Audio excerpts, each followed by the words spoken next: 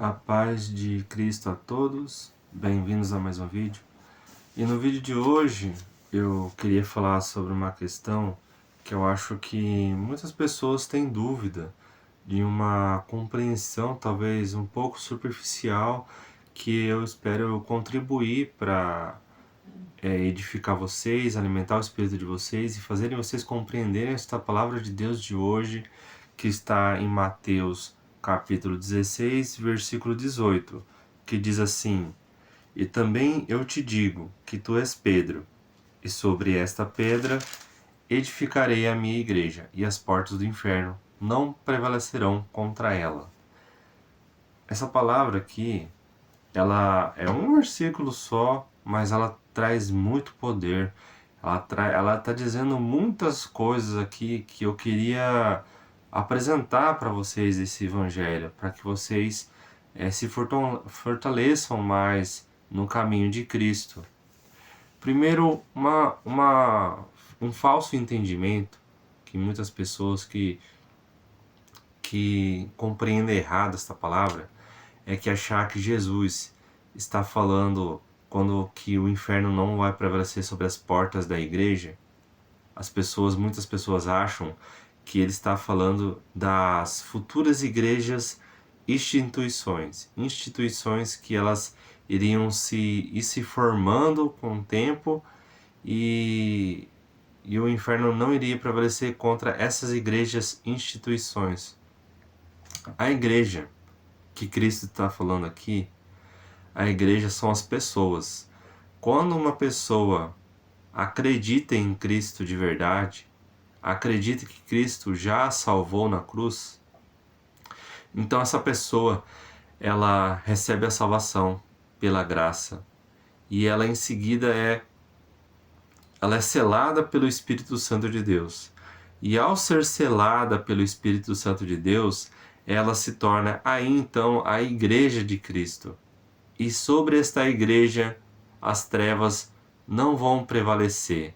Aquela pessoa que tem o Espírito Santo de Deus habitando dentro dela, essa pessoa nunca o mal vai poder habitar nessa pessoa, porque aonde o Espírito Santo está, as trevas não vão prevalecer.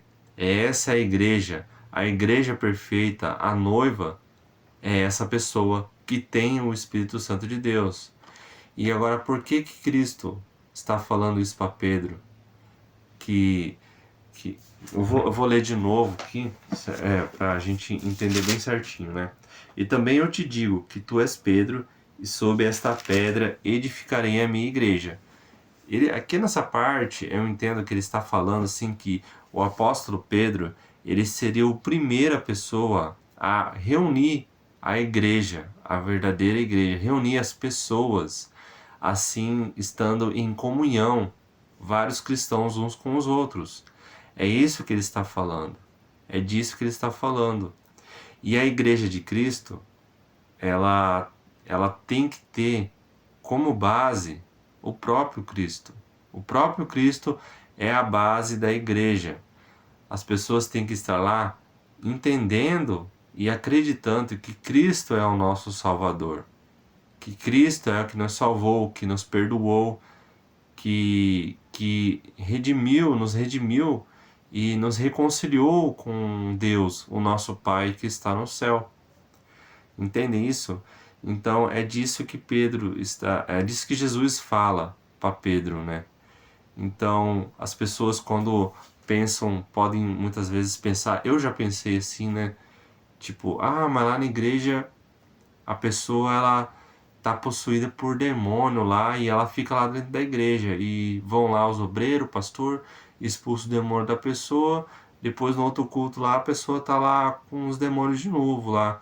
E daí como que os demônios entram dentro da igreja lá se Jesus está falando que as trevas não vão prevalecer sobre as portas da igreja, não vão prevalecer sobre a igreja?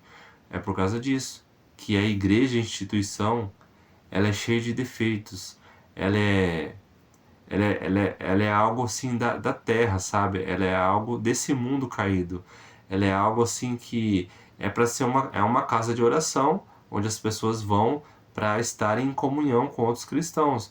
Mas A liderança, ao dar a brecha, ao dar legalidade, permite até que o inimigo possa reger um culto ali, sabe? Quando a liderança ela não tem vida com Deus, não tem uma aliança, é um falso profeta ali, ela está enganando as pessoas, às vezes um pastor vivendo no adultério ali, pode acontecer. Essa pessoa, ele dá uma legalidade tão grande ali, que ele permite que demônios conduzam aquele culto. E as pessoas vão estar lá muitas vezes ouvindo palavras que vão estar sendo direcionadas por demônios.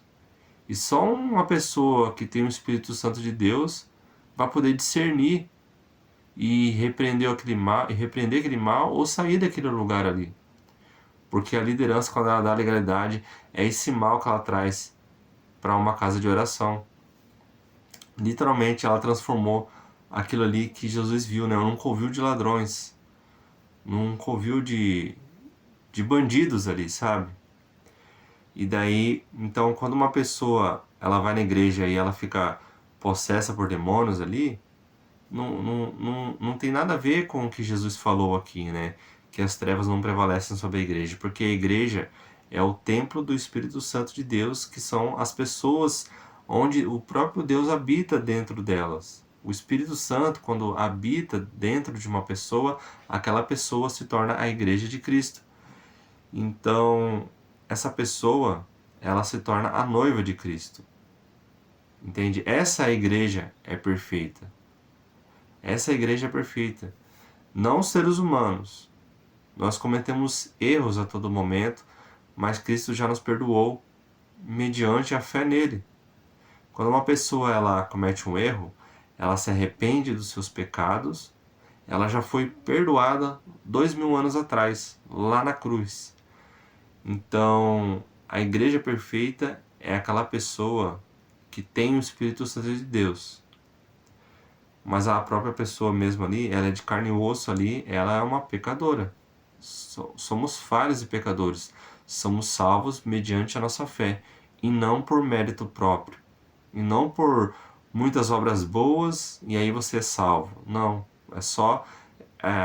Deus fez que fosse dessa forma, que nós fôssemos salvos mediante a fé em Cristo, para que o ser humano, em toda a sua corrupção, não se orgulhasse. O ser humano que acha que ele vai ser salvo por fazer muitas obras boas, essa pessoa ela vai acabar se orgulhando, se envaidecendo, e logo iria se afastar de Deus, sabe? Então, uma pessoa, para ser salva, ela só precisa acreditar em Cristo de verdade. Então, as obras são uma consequência da sua fé genuína, são uma consequência da sua fé verdadeira. Então, o apóstolo Pedro, ele foi o primeiro pessoa líder ali dos apóstolos que começou a reunir as pessoas que acreditavam em Cristo de verdade. Em Pentecostes foi um dos primeiros ali onde ele reuniu vários cristãos de várias nacionalidades ali, que onde foi a vinda do Espírito Santo ali sobre a terra ali, pousando sobre aquelas pessoas, e as pessoas que falavam em línguas diferentes, que eram de nações diferentes, começaram a entender umas às outras ali, por causa que o Espírito Santo fazia aquilo. O Espírito Santo passou a habitar naquelas pessoas naquele momento. E eles usam esse como exemplo de quando a pessoa ela é batizada pelo Espírito Santo de Deus, ela geralmente fala em línguas estranhas ali, naquele momento. É um comprovante de que a pessoa recebeu o batizado do Espírito Santo. Eu não tive essa experiência. Eu fui batizado pelo Espírito Santo e eu não tive essa experiência. Então, tipo assim, não é que só quando você é batizado pelo Espírito Santo é só se você falar em línguas estranhas naquele momento ali, entendeu? Pode não acontecer também, que foi o que aconteceu comigo. Isso não aconteceu e eu recebi o batizado do Espírito Santo. Se você buscar o vídeo aí no canal, você encontra esse testemunho, que eu tenho certeza que vai fortalecer bastante a sua fé. Mas, então, voltando ao versículo de que sobre a igreja as trevas não prevalecem. são as pessoas. A igreja de Cristo, ela é perfeita. E não é a igreja instituição. A igreja instituição foi o ser humano que organizou, porque as igrejas antigamente, da época dos apóstolos, eram casas de pessoas, sabe? Era a casa de uma pessoa onde eles poderíamos considerar uma igreja ali, um lugar onde reúne os cristãos ali para estarem em comunhão com cristãos. Não pense que se você é uma pessoa de Deus e você não congrega em nenhuma igreja que tem como base Cristo, você acha que está certo, porque a Bíblia fala, a palavra de Deus diz assim que nós temos que estar em comunhão com outros cristãos. Você tem que orar, louvar junto, estudar a palavra de Deus junto com pessoas que têm os seus defeitos, que têm as suas falhas, estar em comunhão com eles, amá-los com seus defeitos. Você pode discordar 100% e amar ao ser humano 100%.